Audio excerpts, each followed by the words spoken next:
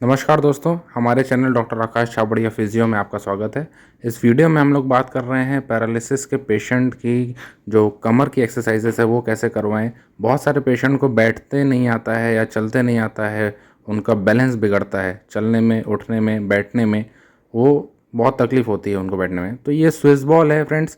इस Swiss ball में patient को बैठा करके अगर उनको आगे पीछे पर्टर्बेशंस देंगे और साइड टू साइड पर्टर्बेशंस देंगे तो उनको ट्रंक बैलेंस इम्प्रूव होगा। ट्रंक की जो मसल्स हैं, ट्रंक मतलब पेट की मसल्स, कमर की मसल्स, हिप की मसल्स, ये सारी मसल्स होती हैं, इसमें स्ट्रेंथनिंग आएगी। पेशेंट को थोड़ा सा डर लगेगा शुरुआत में, तो उनको कॉन्फिडेंस दिलवाना है कि नहीं आप गिरेंगे नहीं, और आप उनकी कमर के साइड में पकड़वा सकते हैं और उनको बोलना है कि थोड़ा सा इधर और उधर खुद से बैलेंस बनाएं। खुद से बनाएंगे बैलेंस तो ट्रंक मसल्स एक्टिवेट होंगे, एब्डोमिनल मसल्स एक्टिवेट होंगे, तो इनका बैलेंस इंप्रूव होगा और वापस से पेशेंट चलने में, उठने में, बैठने में कैपेबल हो जाएगा।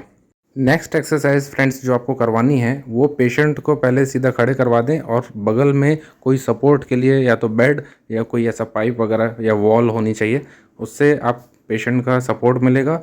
और उसके बाद आपको बॉल को फेंकना है पेशेंट की तरफ और पेशेंट को कहना है कि जो अफेक्टेड लेग है उससे लात मारे। उससे क्या होगा, हमारे लेग मसल्स एक्टिवेट होंगे तो पेशेंट को चलने में, घुटना सीधा करने में आसानी हो जाएगी, वो लेग वाली मसल्स स्ट्रांग हो जाएंगी। सारा खेल जो पैरालिसिस का है वो सारी मसल्स वीकनेस का है। हमारी मसल वीक हो जाती है, इसीलिए हमारा शरीर सही तरीके से चल नहीं पाता है और उनका जो ब्रेन से बैलेंस है वो टूट जाता है।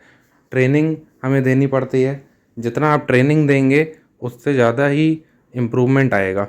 आप ट्रेनिंग नहीं देंगे, एक्सरसाइजेज नहीं करेंगे तो इम्प्रूवमेंट नहीं आएगा। ऐसे ही आपको पेशेंट को बोलना है साइड से हो जाए तो साइड से लात मारवानी है। उससे क्या होगा, आपका लेग एबडक्शन आएगा।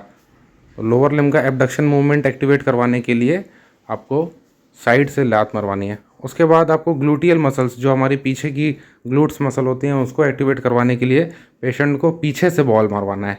तो आपको बॉल पीछे से ऐसा करना है और पेशेंट को कहना है कि पीछे लात मारे।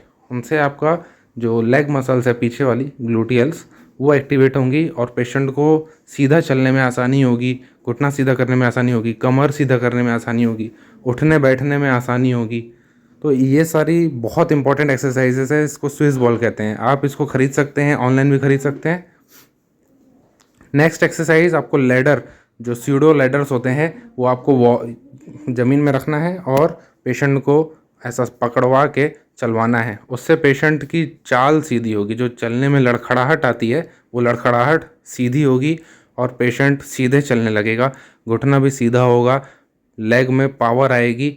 उसके बाद आपको पहले तो स्टार्टिंग में सपोर्ट देना है। आपको सपोर्ट देने के बाद जैसे जैसे पेशेंट की लेग मसल्स में पावर आती जाए, स्ट्रांग होती जाए, आपको उसके बाद सपोर्ट को कम करते जाना है और कम करते करते फिर आपको सपोर्ट छोड़ भी देना है। ऐसा नहीं कि आप हमेशा सपोर्ट ही करते रहें। अब जैसे मैंने इनको अभी सपोर्ट नहीं दिया, मैंने छोड़ दिया, अब पेशेंट खुद से चल रहे हैं, खुद से पाँव आगे बढ़ा रहे हैं। जैसे इनको आप देख सकते हैं पैर आगे बढ़ाने में तकलीफ हो रही है ना, तो ये जो एक्सरसाइज है हमने स्विस बॉल में करवाई थी gluteal muscles, quadriceps muscle activation के लिए, उससे उनका चाल सीधी होगी।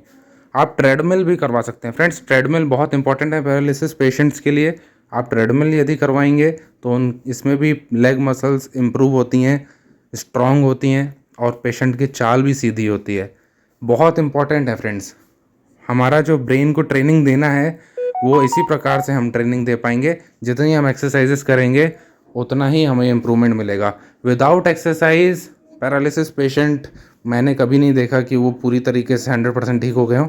यदि वो एक्सरसाइज करते हैं तो ही वो अच्छे से 100% इम्प्रूव होते हैं। आपको पेशेंट को ध्यान देना है कि जब वो चलें तो पहले एड़ी रखें, फिर वज़न डालें पैर में और घुटना सीधा करके आगे बढ़ते चले जाएं। तो इसी प्रकार से हमारा गेट पैटर्न होता है। गेट पैटर्न को सीधा करने के लिए आपको पेशेंट को एजुकेट करना पड़ेगा। विदाउट एजुकेशन पेशेंट को तो पता नहीं है ना कि कैसे चलना है, बिकॉज़ वो थोड़ा सा भूल चुका है, इसीलिए आपको बार बार ट्रेनिंग देनी है। तो दोस्तों इस वीडियो में इतना ही। अगर आपको हमारी वीडियो अच्छी लगी हो तो प्लीज़ लाइक कीजिएगा, शेयर कीजिएगा और कमेंट करना बिल्कुल भी ना भूलें। Thank you so much for watching this video.